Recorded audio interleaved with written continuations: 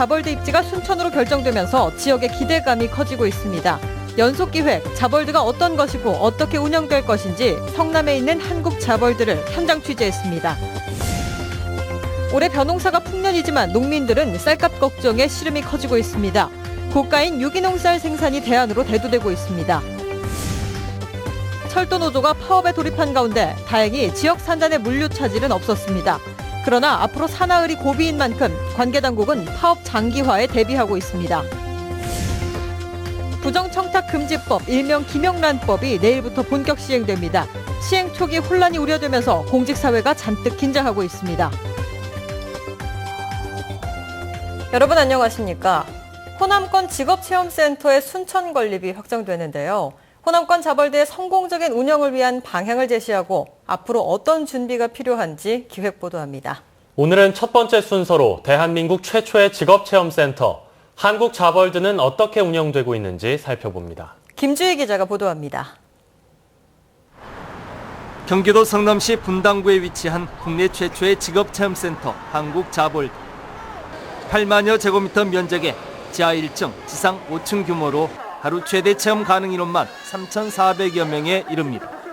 이곳 한국자벌드에는 어린이와 청소년들을 위한 83개의 체험실을 갖추고 120여 가지의 직업체험이 이뤄지고 있습니다. 실제 방송국 조정실과 스튜디오를 그대로 옮겨놓은 듯한 방송체험실에서는 학생들이 주도해 뉴스가 실제처럼 진행됩니다. 전문 강사의 지도를 받아 패션 모델이 돼 런웨이를 체험해보고 셰프가 돼 직접 요리도 만들어봅니다. 또 직업 세계관에서는 직업의 역사와 미래 직업, 첨단 직업 등에 대한 보다 구체적인 정보를 접할 수 있습니다. 되게 흥미진진하고 바로 앞에서 보니까 되게 재밌기도 하고 조정하는 것도 재밌었어요. 진로 설교관에서는 노령 8가지 적성 검사를 통해 자신에게 맞는 미래 직업을 알아볼 수도 있습니다. 그냥 재미있게 체험을 하고 꿈을 찾으니까 더 기억에 남았어요. 우리나라 최초로 조성돼 운영되고 있는 어린이와 청소년을 위한 직업체험센터. 한국자벌드는 어린이와 청소년들이 자신만의 미래를 꿈꾸고 설계할 수 있는 생생한 직업체험의 장이 되고 있습니다. MBC 뉴스 김주희입니다. 지역의 중장년층 구직자들을 위해 마련된 대규모 채용 박람회가 성황을 이뤘습니다. 여수 고용노동지청과 전남 테크노파크 등이 율촌산단 내 테크노파크 대강당에서 개최한 취업 박람회는 지역 내 15개 중소기업들이 참여한 가운데 활발한 일자리 정보 교류와 구인, 구직의 장이 됐습니다. 특히 일자리난이 심각한 중장년층이 300여 명 이상 참가해 채용을 전제로 실제 면접이 이루어졌고 전문 취업 컨설턴트의 이력서 작성법 지도와 일자리 상담 등이 이루어져 참가자들의 호응을 얻었습니다.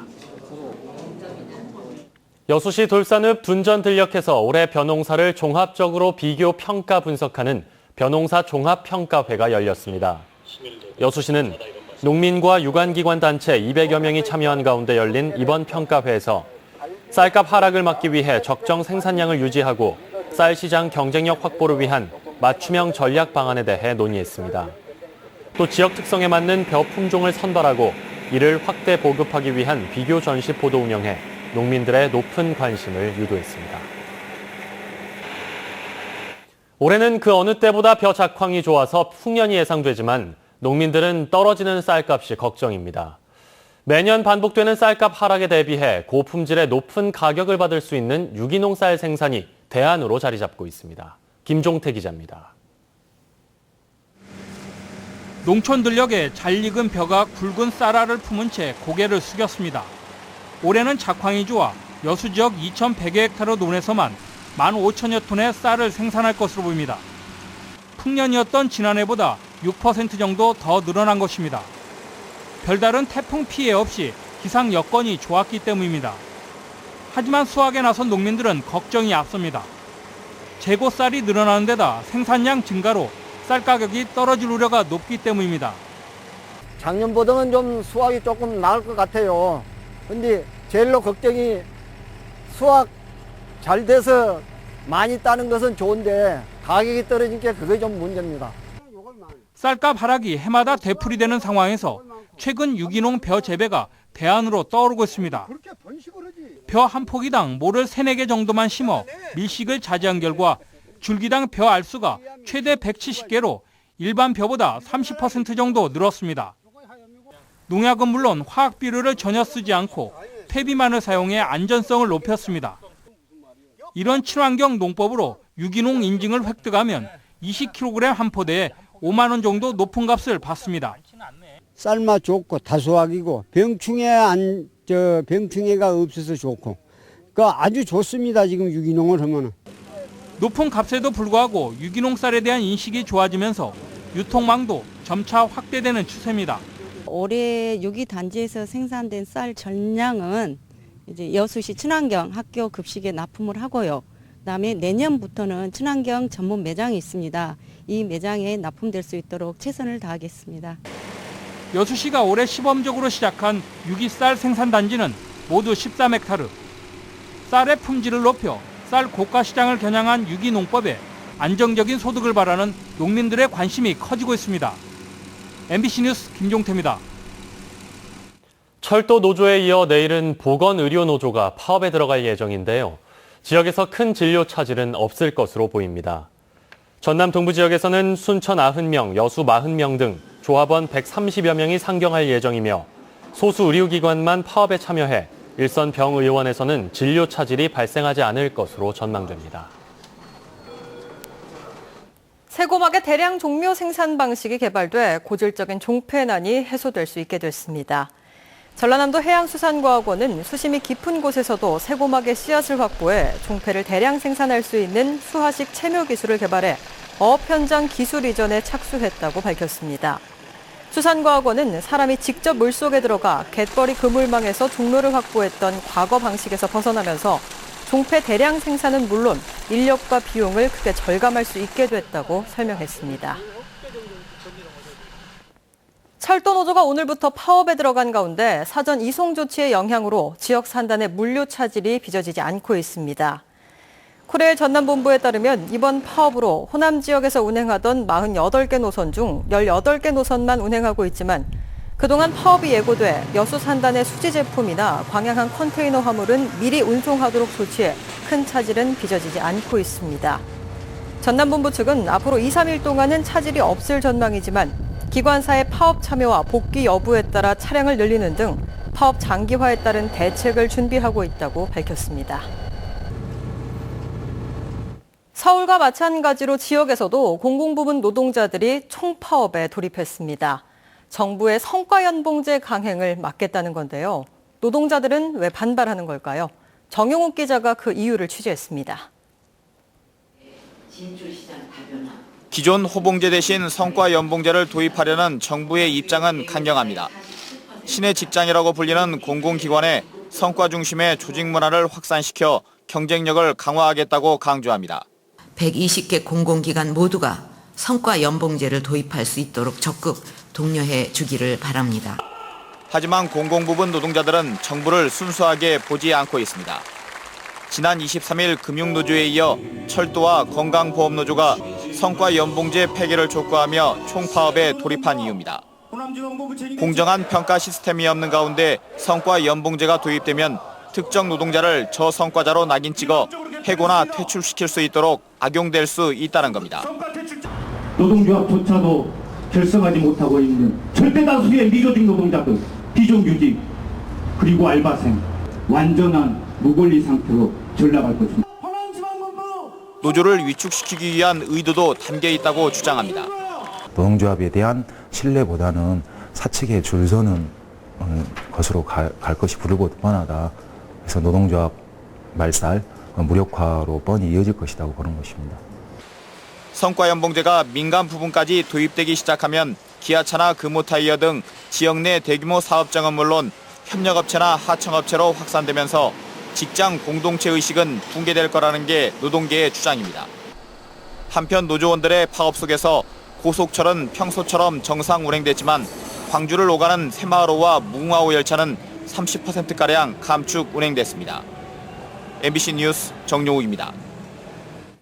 내일부터 시행되는 부정청탁금지법은 주민들과 밀접하게 지내는 농어촌 읍면 공무원들에게 혼선을 주고 있습니다. 그런데 구체적인 지침이 없어 공무원들이 어려움을 호소하고 있습니다. 최진수 기자의 보도입니다. 점심 식사 시간이 지난 농촌의 읍사무소가 한 사람 모습입니다. 민원실을 찾은 주민들은 대부분 주민등록 등 일상적인 민원을 해결합니다.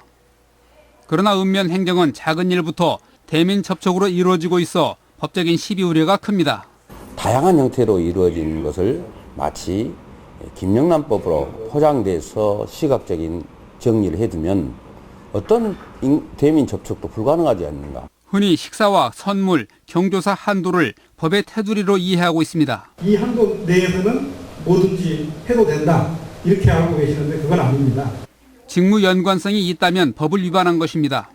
하지만 원활한 직무 수행이나 사교, 의리의 목적이라면 한도를 초과한 부분만 공직자가 계산하거나 돌려주면 된다는 조항이 혼선을 빚게 합니다. 전라남도는 청탁금지법 안내서를 만들어 부정청탁 예외 사유와 대상 직무, 법령 위반 등의 확인 절차를 진단해 직무를 수행하도록 했습니다. 공직자 등이 금품을 받은 경우 지체 없이 돌려주고 신고하면 처벌 대상이 아니지만 금품을 제공한 당사자는 제재 대상인 점은 민원인들이 주의해야 할 대목입니다. MBC 뉴스 최진수입니다. 여수상공회의소가 지역의 문화예술 체육 분야에서 두각을 보이고 있는 우수 인재를 선정해 장학금을 전달했습니다. 여수상인은 오늘 국내외 문학과 미술, 음악대회 수상 실적과 성장 가능성을 종합해 여수중앙여고 박근아 양 등 8명에게 모두 660만 원의 장학금을 전달했습니다. 상공회의소는 이번에 선정된 학생들이 국내외의 지역을 알리는 훌륭한 인재가 되기를 기대하며 장학금을 전달했다고 밝혔습니다. 여수 산단 내 롯데케미칼이 나프타 분해 설비 4,000일 연속 운전에 성공했습니다. 4,000일 연속 운전 달성은 지난 2005년 6월 26일부터 이달 11일까지 11년 3개월 동안 이룬 성과로 이 기간 중에 단 한 번의 비정상 가동 정지 없이 연속 운전을 달성한 것을 의미합니다. 롯데케미칼은 이번 기록이 전 세계 석유화학 NCC 운전 역사상 유례를 찾기 힘든 것이라며 앞으로 지속적인 무사고 연속 운전과 주요 제품들의 효율적 생산에 적극 나서겠다고 밝혔습니다. 여수 MBC 9월 중 시청자위원회가 오늘 본사 대회의실에서 열렸습니다. 시청자위원들은 여수 MBC가 호남권 자벌드와 광양 LF 아울렛, 경도 개발 등 대규모 개발 호재들이 실질적인 지역 발전으로 이어질 수 있도록 지역 여론을 선도하고 수렴하는 의제 설정 기능에 충실해 줄 것을 당부했습니다. 위원들은 또 철강과 석유화학, 항만 산업이 주력인 광양만권의 경제 활성화에 지역민들의 역량을 결집할 수 있도록 소통과 화합, 상생과 협력에 주도적인 역할을 담당해달라고 덧붙였습니다. 경주에서 지진이 발생했을 때 일부 학교에서는 대피 방송을 하지 않는 등 제대로 대처하지 못했습니다. 교사와 학생들이 지진에 적절히 대처하는 훈련의 필요성이 커지고 있는데요. 김양훈 기자가 지진 대피 훈련 현장에 다녀왔습니다. 수업 중인 교실에 재난경보 사이렌이 울립니다. 운동장 대피력이 떨어지자 학생들은 책가방으로 머리를 감싼 뒤 교실을 빠져나갑니다. 교사의 인솔에 따라 우왕좌왕하지 않고 침착하게 대피합니다. 본관 건물에서 수업하는 학생들은 운동장으로, 별관에서 수업하는 학생들은 인근 공원으로, 담벼락 등 붕괴 위험물을 피해 전교생이 대피하는 데 걸리는 시간은 5분이었습니다. 처음 지진 대피 훈련을 했는데 진짜 실제로 지진이 일어난다면 무서울 것 같아요. 지진 대피를 하니까 지진이 일어났을 때 대피하는 방법을 알았어요. 지진 대피 매뉴얼이 있었지만 지난 12일 경북 지역에서 지진이 발생했을 때 일부 학교는 안내 방송도 없이 우왕좌왕했습니다. 예, 우리나라도 이제는 지진 안전지대가 아니라고 생각되기 때문에 앞으로는 체계적인 지진 대피 교육 및 훈련이 필요하다고 생각됩니다. 광주 전남 지역 학교 가운데 내진 설계가 적용된 건물은 20%에 불과합니다.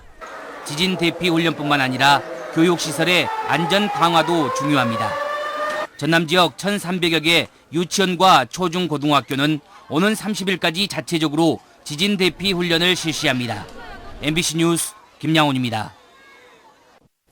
음주운전을 하다 교통사고를 내고 도주한 20대가 경찰에 붙잡혔습니다. 순천경찰서는 오늘 새벽 0시 10분쯤 순천시 연향동의 한 도로에서 자신의 승용차로 다른 차량을 충돌한 지 70여 미터를 달아나다 상가 건물을 들이받은 혐의로 23살 김모 씨를 붙잡아 조사하고 있습니다. 경찰 조사 결과 김 씨는 술을 마신 상태에서 운전을 했지만 경찰의 음주 측정 요구에도 불응한 것으로 드러났습니다. 순천시가 매실 재배 농가들의 경영 안정을 위해 저온 피해 복구비를 지원합니다. 순천시는 지난 3월 이상기온에 의한 저온과 서리로 매실 꽃봉오리 착과 불량과 고사 피해를 입은 관내 2,380여 농가의 경영 안정을 위해 생계비와 농약대금 17억 2,900만 원을 지원하기로 했습니다. 또 피해 농민 220여 명에게 농축산 경영자금 9억 7천만 원에 대한 상환 연기와 이자 감면 혜택도 줄 계획입니다.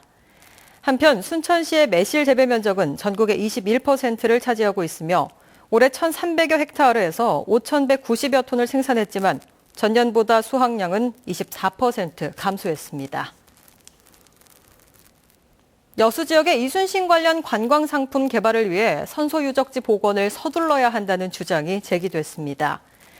여수시의회 의선호 의원은 최근 임시회에서 여수시가 지난 2009년 선소유적 복원 종합정비 기본계획을 세우고 거북선 승선체험장과 국립박물관 건립에 107억 원을 들여 올해까지 복원 사업을 마무리할 계획이었지만 아직까지 국비 확보의 어려움을 이유로 사업이 지연되고 있다고 지적했습니다.